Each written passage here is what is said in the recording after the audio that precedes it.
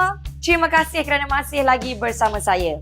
Untuk segmen ini, saya akan terangkan kepada anda tentang faraid dan instrumen pengurusan harta yang dibenarkan dalam Islam. Mesti ada yang tertanya-tanya, apa itu faraid kan? Kalau nak tahu, jomlah. Untuk pengetahuan anda, dalam Islam, pembahagian harta pusaka bergantung kepada faraid. Faraid adalah satu tata cara pembahagian yang telah ditetapkan sebagai satu jalan penyelesaian dalam pembahagian harta umat Islam. Pembahagian yang ditentukan oleh hukum syarak untuk orang tertentu. Bahagiannya telah disebut secara nyata dalam surah An-Nisa ayat 11 hingga 12 dan mereka yang disebut di dalam Al-Quran dinamakan sebagai golongan Ashabul Furud, waris Al-Quran. Secara asasnya, nilai bahagian-bahagian harta pusaka akan dibahagikan seperti yang dijelaskan dalam carta berikut. Selain faraid dan wasiat, sebenarnya ada 3 instrumen pengurusan harta yang dibenarkan dalam Islam, iaitu amanah, hibah dan wakaf.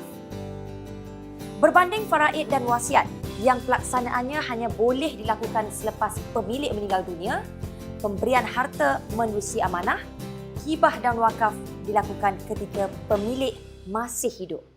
Jangan keliru pula dengan wasiat. Wasiat dibuat oleh pemilik ketika dia masih hidup, tetapi pembahagian hartanya hanya dilakukan selepas pemilik meninggal dunia. Amanah pula ialah tanggungjawab yang wujud apabila seseorang, settler, memindahkan hak milik hartanya kepada pemegang amanah untuk menjaga kepentingan beneficiari ataupun penerima. Sebagai contoh, pemilik harta melantik seorang pemegang amanah untuk menguruskan harta yang telah diberikan kepada anaknya sehinggalah dia berumur 18 tahun. Harta yang telah diamanahkan tidak dikira sebagai harta pusaka. Pemilik juga boleh menentukan syarat-syarat pembahagian dan ianya tidak perlu mengikut faraid. Hibah pula adalah pemberian harta kepada seseorang oleh pemilik harta secara rela hati semasa masih hidup atas dasar kasih sayang tanpa mengharapkan balasan. Harta yang telah dihibahkan tidak tertakluk kepada pembahagian harta pusaka. Tidak boleh dituntut oleh waris lain dan pewarisan harta dapat dibuat dengan pantas. Ini dapat mengelak masalah pertikaian atau harta dibekukan untuk tempoh yang panjang akibat tiada persefahaman antara waris. Sementara wakaf ialah penyerahan harta oleh pemilik. Contohnya kepada Jabatan Agama Islam untuk diwakafkan untuk dibina surau atau sekolah agama untuk manfaat orang ramai.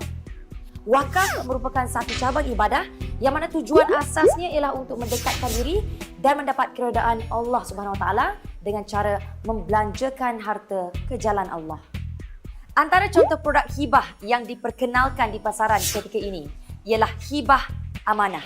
Hibah amanah merupakan konsep yang menggabungkan konsep hibah dan amanah yang mana pemilik harta menghibahkan harta kepada penerima tetapi harta berkenaan diuruskan oleh pemegang amanah yang dilantik. Harta berkenaan hanya akan diserahkan kepada penerima selepas pemilik meninggal dunia. Hibah amanah. Contohnya hibah amanah ESNB memudahkan proses tuntutan harta pusaka kerana tempoh tuntutan oleh waris adalah lebih singkat iaitu kira-kira 30 hari selepas tuntutan dikemukakan. Penerima ialah penerima mutlak.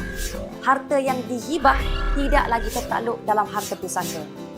Mengelak waris terbeban dengan masalah pentadbiran harta pusaka dan pembahagian mengikut kehendak pemilik kepada sesiapa yang dirasakan sesuai. Baiklah, kita telah pun sampai ke akhir modul kali ini. Saya harap anda kini lebih memahami mengenai kepentingan mengurus harta pusaka, bagaimana mengurus harta pusaka dan instrumen yang boleh digunakan dalam pengurusan harta. Ia bukan sahaja mengenai anda sebagai waris, tetapi bagaimana anda perlu mengurus harta anda kelak supaya ia tidak menjadi beban kepada waris yang ditinggalkan. Sebaiknya, rancanglah harta pusaka anda supaya ia terus bermanfaat kepada waris yang ditinggalkan, bukannya menjadi punca kepada pertelingkahan berpanjangan. Saya harap sekarang anda dah tahu maksud faraid dan instrumen pengurusan harta yang dibenarkan dalam Islam. Penting kan maklumat ni? Akhirnya anda dah pun memahami tentang perancangan harta pusaka. Semoga saya dapat membantu anda dengan segala maklumat ini. Sekian sahaja untuk seminar pelaburan 360 hari bertajuk Rancangan Harta Pusaka.